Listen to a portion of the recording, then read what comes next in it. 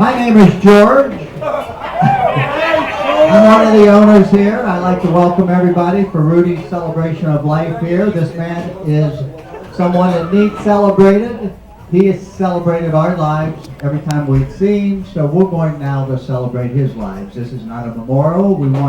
I'm sure there'll be a few tears, but we want to celebrate this man's life. Yep. I'm sure this is just a drop in the bucket of everybody that wanted to be here, that could be here, that is not here. So what I'm going to do is I'm just going to get it started. This is not my first one. This is only my third one this year. So as you all know, I've lost, this is the third employee I've lost this year, one in January, one in February and March, but there's only one good news here. They say it does in threes. This is it. I can't do any more this year, okay? So we'll keep it on the up, and we'll just go with what it says. But we want to make it short. Tommi Rose is going to be your MC tonight. I'm going to turn it over to him in 1 second, but we're going to do what we normally do. We're going to bring Jeremy up to the stage, and we have a cute little prayer. He has done something together. We'll get it started. We'll turn it over to Tommi Rose. I thank everybody for being here. I love Rudy so much. We've missed him. He was on my list of being roasted, so we will do the roast today. Okay, so we'll roast him today. Okay? Jeremy, please. This is Jeremy, one of our great employees here. If you don't know him, come up, Jeremy. And I want to thank you very much, and he'll introduce Tommi Rose to you. Up here, don't be afraid. Come up to the stage. Show them those pearly whites. That's what you wanted to have for the movies. Okay. There you go. Thank you, George. So great to see everyone today. Under circumstances like this, it's always nice to get together and reflect. I'm just going to start out and keep it short because I know a lot of people have a lot of songs and things they want to say and stories and memories and everything beautiful that we all know about Rudy Delamore. I was kind of looking over some information, just kind of get my thoughts together, and I was thinking about, whenever you see a memorial and you see the birth dash and then you see the death date, I got to think about what that dash really meant.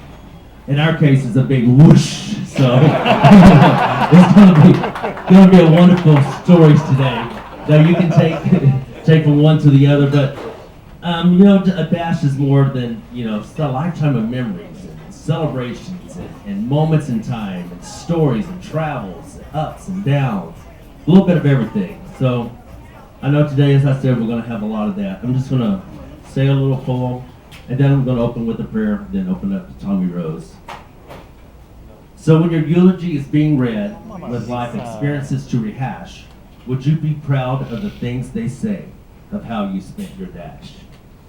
So it's food for thought, but I know we've got a lot of good dashing moments in our life. So if you wouldn't mind, bow your heads for a moment of prayer, then I'll open up to Tommi Rose. Dear Father, we thank you for allowing us this moment to gather together and embrace the memory and the celebration of life of our dear Rudy Delamore. Thank you for the bond that is shared today.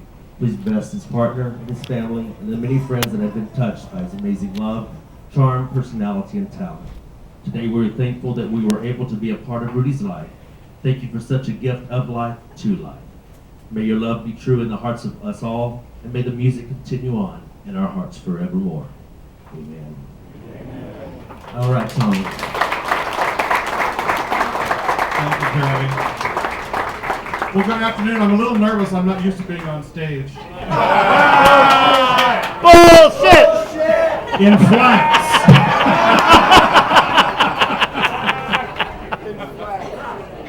How many of you were at our service for Rudy in Anaheim last week? Quite a few of you here. Wonderful. You're going to be hearing some of the same stuff because it was so damn good, I got to repeat it. Because let's face it, that's all Rudy's career was. Repeat, repeat, repeat. But just like I started last week, I'm going to start this week because we can't do a Rudy show without first doing whoosh.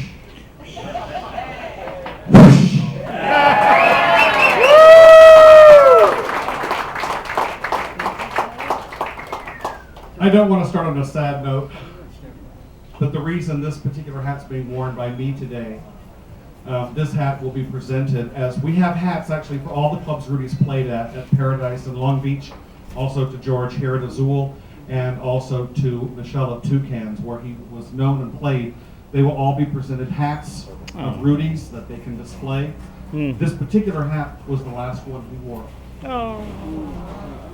So it has very special meaning, because today we're here to celebrate the life of a man who touched all of us in very many ways. I want to share with you something that I wrote last week. I need to read this because I have to make sure I get it just right.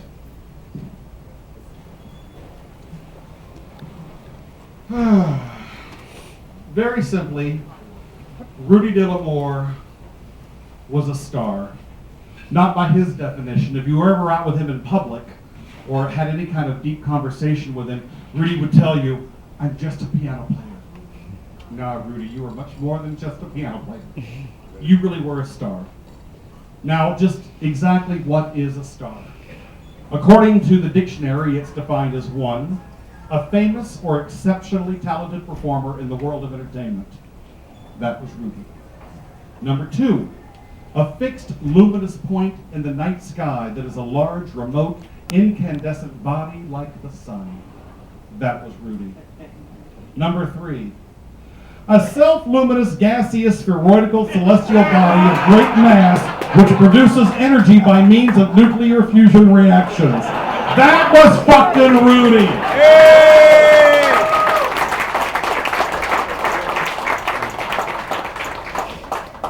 Rudy was a man that loved life and lived life as big as he possibly could. What I want to do right now is share with you a couple of my stories and experiences with Rudy.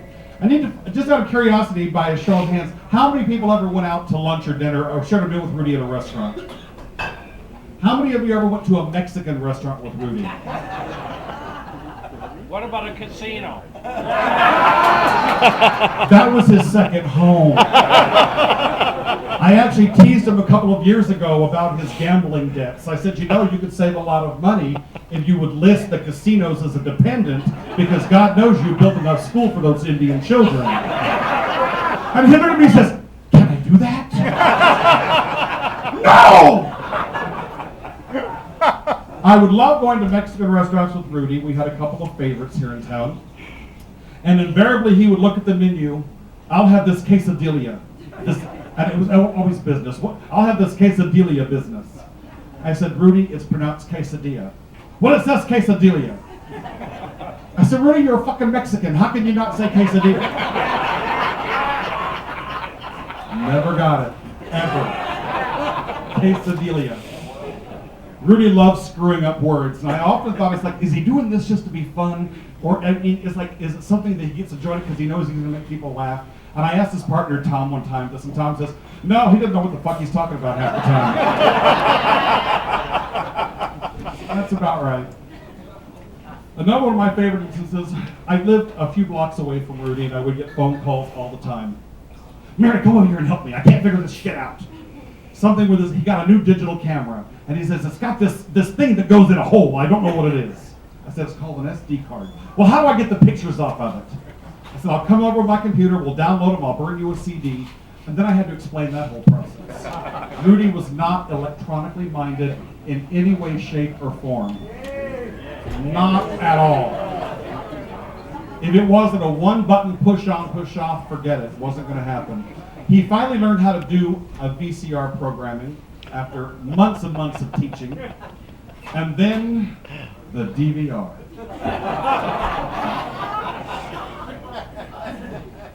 We actually packed it up and drove it back to the cable company. Said, no thank you. Wasn't gonna happen. But my favorite story is he called me one afternoon. He says, Mary, we're gonna have lunch. We'll be at Estina at 11:30. Mondays 11:30 was our standing lunch date, usually at Estina. I said, what's going on? He says, well, I was in the store and I saw this little flashlight and it's really bright and they had it sampled. It was great because when I come home at night, if I forget to turn on the damn lights, he says, I can see to put my key in the hole. That's how Rudy talked. I said, all right, what's the problem? He says, well, it won't work. I put the batteries in this way, I put them this way. I said, bring it with you when we have lunch and I'll fix it. So he gets there, we sit down at the restaurant, he pulls out this little flashlight, he takes out the batteries, and he puts them in one way. He says, see, they don't work. Then he takes them out and he flips them in the other way, closes it, says, see, it doesn't work. He said, here, you figure it out.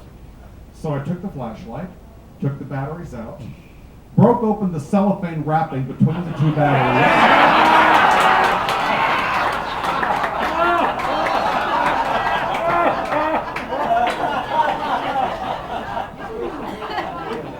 Yeah. And his response was, you're a fucking genius.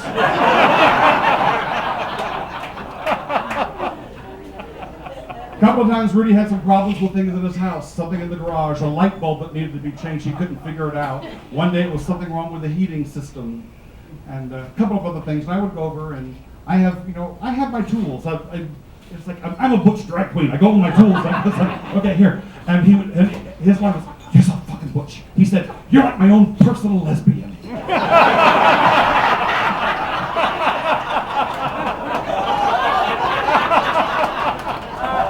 And a joke I had used in my show from that very day was, I said, what do you mean your personal lesbian? He says, you own power tools and you know how to use them. So thank you to Rudy for that. But that's the kind of man Rudy was. He was an amazing man and a phenomenal entertainer. Rudy wasn't a religious man, but he was spiritual. And we all know that because at the end of tap, tap, tap with your quarters, he would do a chorus of bringing in the sheaves. So he could collect all of your quarters. If you didn't have quarters, he would tell you, pull out a dollar bill, we'll do the soft shoe.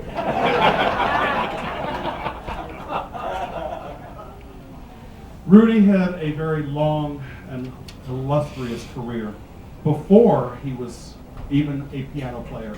I don't know how many people know this. Rudy was actually quite the scholar. He was extremely well educated, and when in college, his original goal was to be an archaeologist. He studied archaeology, and he even worked with the very famed Dr. Leakey, and met him, worked with him several times. But he fell into entertaining, and the start of his career was a club here in Southern California, and that's where these flowers are from today. It's called Where It All Started. Where It All Started was a little club in Laguna Beach called the Little Shrimp.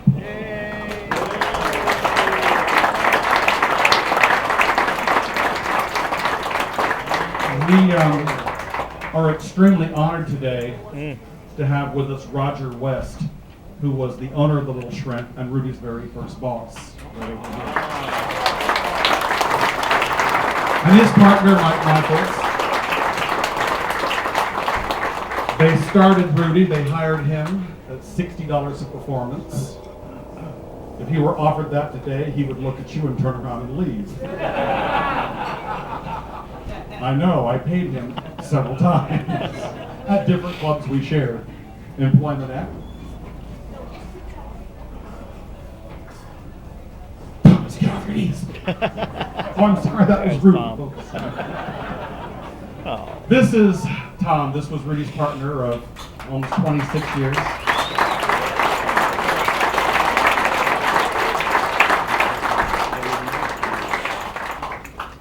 I want to go back just a little bit to the Little Shrimp. Roger was very kind and brought some photographs in. We've all heard the story when he was playing piano, and his very dear friend Martha Ray said, do hats, put on your mother's curtains, do something different. They have photos of Rudy in his very first hat. And they're here today. It was a fundraiser for the Toys for Tots before it became an AIDS fundraiser. And there's a couple of other pictures of Rudy on the back.